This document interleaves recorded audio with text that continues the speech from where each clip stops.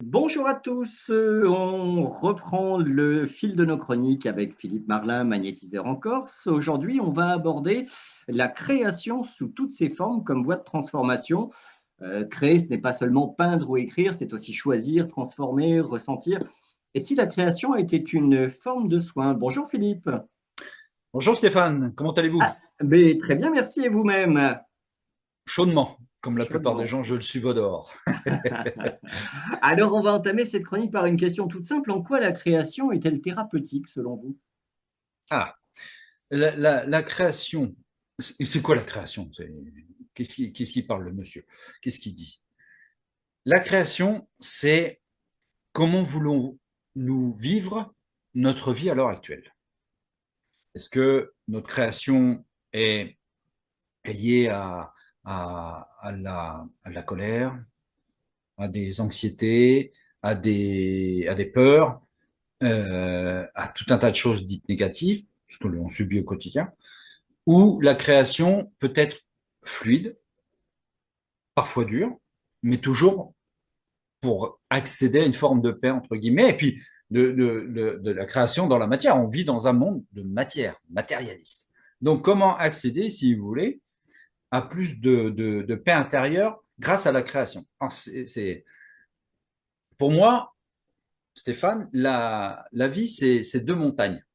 Vous avez la naissance et vous avez la mort. Entre ces deux montagnes, il y a le fil de vie. Souvent, elle n'est pas bien gros, hein. C'est-à-dire qu'on va tout le temps être à bouger comme ça, en équilibre, à arpenter la vie de façon équilibriste, d'un équilibriste, pardon. Et si, par exemple, on va se juger, qu'est-ce qui peut se passer? Eh bien, on va tomber de ce fil de vie en se rattrapant, évidemment. Hop, et on avance toujours de la même manière, c'est-à-dire en titubant, hein. De toute façon, on est dans un monde de duel, hein, la dualité, hein, pratiquement, hein. C'est le bon, le mauvais, le haut, le bas, le chaud, le froid, etc. Donc, on est tout le temps en train d'osciller comme ça dans ce monde-là. Et de surcroît, vous pouvez avoir des gens, effectivement, qui, par une forme de jugement encore, vont nous faire tomber de ce fil. Parce que bien souvent, des gens qui ont des problèmes euh, de, de, d'anxiété, qui font des burn-out et tout ça. Les burn-out, ils viennent pas d'eux-mêmes. Ils sont créés par une situation ou un ou une personne. J'ai rarement vu des gens en burn-out en étant chez eux, dans peu importe où ils habitent, en étant tranquilles, sans anxiété. C'est rare quand même. Ou alors ils ont un profond ennui. Ça, c'est autre chose. Mais souvent, c'est parce qu'ils sont agressés au quotidien par un extérieur. Et comme ils vont valider l'extérieur plutôt que leur, bah, ça finit en burn-out. Ils prennent pas la décision de quitter un emploi. Moi, ça m'est déjà arrivé, je n'étais pas bien. Hop, je m'en vais. Si je suis pas bien, déjà, je vais pas être néfaste vis-à-vis de vous, et vous n'allez pas être néfaste vis-à-vis de moi. Je quitte parce que c'est plus ma place. Et tout va très bien. Pour en revenir à ce fil de vie, je prends souvent l'image, comme je disais, des deux montagnes. C'est pas gros un fil de vie. C'est pas large. Comment vous voulez avancer dans une vie auquel le fil est très petit? Un fil imaginaire, mais on titube souvent sous forme de choses que l'on reçoit, etc. Et ben moi, ce que j'invite les gens, c'est à, encore une fois, fermer les yeux, prendre un petit peu de paix en eux, enfin de respirer tranquillement, sereinement, et puis d'imaginer toujours ces deux montagnes, mais d'y construire une route en bitume entre les deux, très large, immense. Qu'est-ce qui se passe? Ben, c'est un scénario de vie, pour le coup. Cette route en bitume, si vous voulez, vous pouvez y inclure ce que vous voulez. Vous pouvez y mettre tout ce que vous voulez. Vous pouvez vous tromper. C'est pas grave. Vous pouvez pas tomber. Ça, c'est la première des choses. C'est-à-dire qu'à partir du moment où on a fait cette route, on a arpenté cette route, on est beaucoup plus léger, on est rassuré. On ne va pas tomber. Il y aura des questions qu'on tombe. On ne peut pas tomber sur une route. D'accord? La deuxième chose, pour moi, qui est importante, c'est d'écrire qui on voudrait être en étant déjà. Alors, non, je vais répéter ma phrase. Admettons, X ou Y raison. Je rêve d'avoir ces écouteurs que j'ai dans mes oreilles à l'heure actuelle pour faire l'entretien. Malheureusement, ces écouteurs coûtent très cher. Bien. Je ne sais pas pourquoi, c'est mon souhait d'avoir ça très rapidement, parce que, étant matérialiste à mort, ce qui n'est pas vrai évidemment, mais j'ai envie d'avoir cet objet-là, pour un confort auditif, pour le coup. Je ne sais pas pourquoi, j'écris sur une feuille blanche, je suis tellement content d'avoir eu ces écouteurs, car effectivement, ils m'aident au quotidien pour faire plein de choses, écouter de la musique, et écouter un son ambiant ou parler au téléphone, etc. Mais je ne l'ai toujours pas, cet écouteur-là. C'est-à-dire qu'énergétiquement, je me mets dans une vibration inconsciente de création que j'ai déjà ces écouteurs. D'accord? Qu'est-ce qui se passe? Pour X ou Y raison, 2 semaines ou un mois après, quelqu'un, quelqu'une, me fait un cadeau, exactement les mêmes écouteurs que je désirais. Je ne suis pas étonné de les avoir car je les avais créés. Mais c'est ça le pouvoir créateur. Je vais essayer de faire quelque chose de plus concret. Avant de venir en Corse, quelques années maintenant, j'avais déjà décidé ce qui se passerait pour moi. Mais réellement, hein, noir sur blanc, en évoquant le fait d'être très content, que c'était évident, que j'aurais mon cabinet très rapidement, que j'allais manquer entre guillemets de rien, que la vie allait être beaucoup plus en paix, et enfin mon herbe était vraiment verte ici. Mais en termes de magnétiseur, ce que je voulais, c'était avoir un cabinet rapidement, parce que pour aider l'autre, encore une fois de plus. Eh bien, au bout de 7 mois, pas beaucoup, hein, 7 mois d'arrivée, sans que je cherche quoi que ce soit, rien, on me proposait là où je suis à l'heure actuelle. Je n'avais pas cherché. Et quand on m'a fait on voulait me prêter ce cabinet, enfin cet endroit, j'étais pas étonné. Je l'avais écrit. Je l'avais écrit, pourquoi? Parce que c'était pour moi. Ça, c'était rien que pour moi. Mais ça sous-entend quoi? Pour moi, pour pouvoir donner. C'est ça, le pouvoir créatif. C'est-à-dire que, enfin, aller sur d'autres thèmes, mais ma compagne, depuis 6 ans maintenant, je l'avais écrite de A à Z, socialement, moralement, physiquement, psychologiquement, tous les je l'avais écrite, bizarrement, c'est pile poil ce qui m'est arrivé. C'est exactement la personne qui m'est qui est venue à moi. C'est je bénis tous les jours qu'elle soit à mes côtés et je bénis d'avoir créé cette personne qui était déjà là, puisqu'elle est plus âgée que moi en plus. C'est assez drôle, mais c'est ça le pouvoir créatif. C'est avoir foi en soi, que les choses que l'on veut se donner, elles sont juste là. Mais croyez en vous. Regardez, vous levez le matin, vous avez un œil là, un œil là, vous dites, oh, la journée va être de merde. Pardon pour les oreilles. Qu'est-ce qui se passe? Bah, bim, on va à la bagnole, ah, elle marche plus. On arrive en retard, ah, on se fait engueuler par son patron, ah, on a reçu une amende. Et on dit, la réflexion, ah ben je l'avais dit, de toute façon, je me suis levé, je savais que ça allait être comme ça.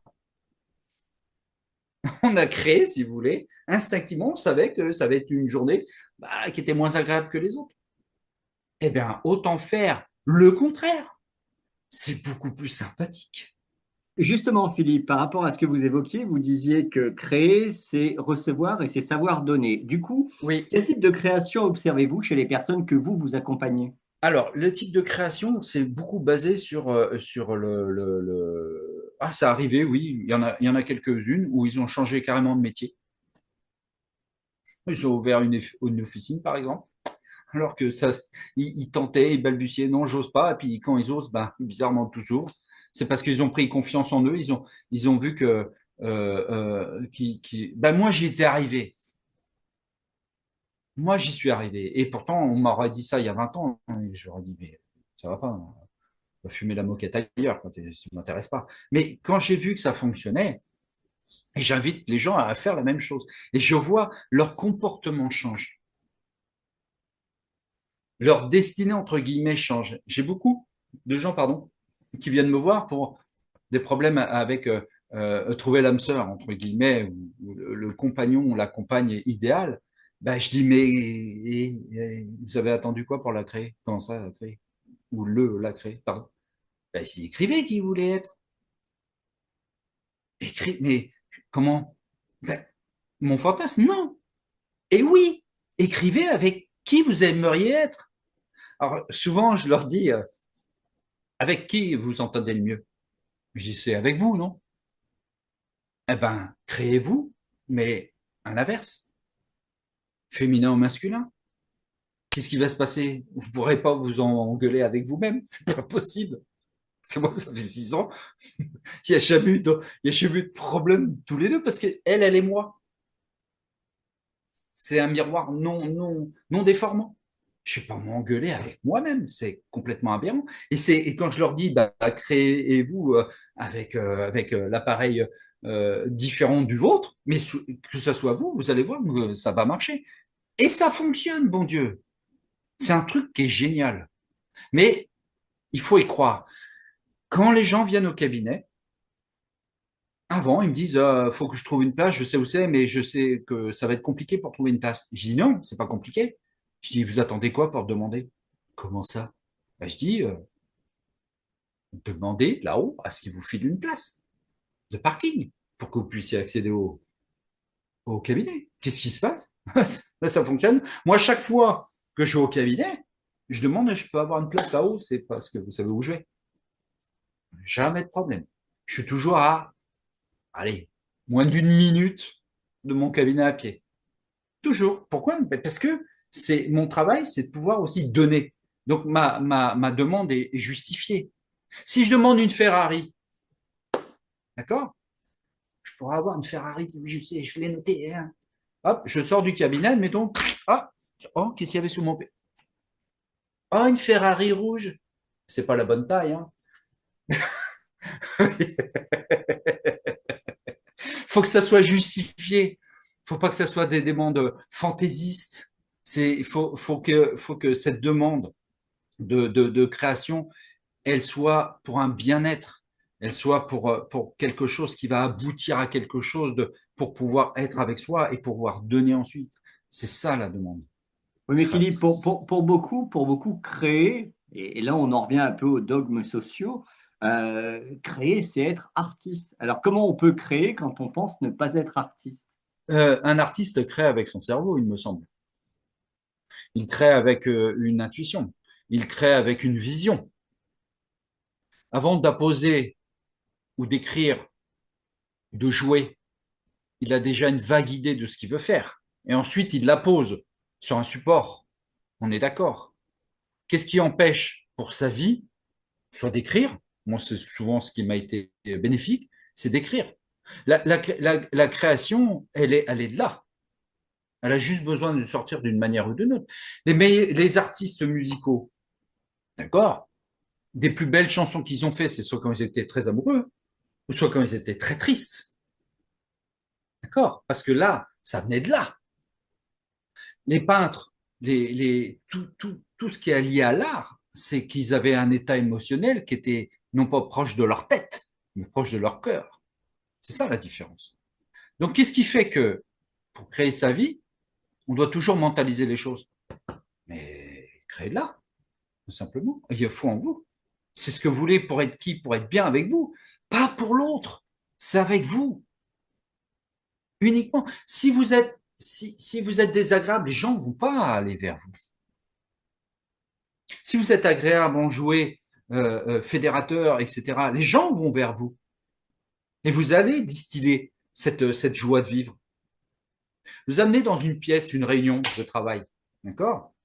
Instinctivement, vous sentez, où il y a de l'électricité dans l'air. Vous y restez 10 minutes, ah oui, j'avais raison, bizarrement. Et tout le monde est comme ça. Il y a un type qui rentre, un autre collègue, qui lui pète la joie de vivre, est heureux de vivre. Il va descendre tout ça. Pourquoi? Parce que il enveloppe de par son cœur, il annule toute anxiété, toute animosité, toute colère, tout ça. Il crée le type sans savoir qu'il a créé de la paix. Et à votre niveau, Philippe, comment le magnétisme peut-il soutenir ou libérer l'élan créatif? Je travaille beaucoup sur les chakras aussi. Vous savez, quand il y a une dissociation, entre guillemets, ou une discordance entre les différents chakras, il va y avoir un dérèglement énergétique. C'est-à-dire que les gens, justement, ne sont plus alignés. Et le fait de réaligner les chakras, énergétiquement, ils vont reprendre une force vive.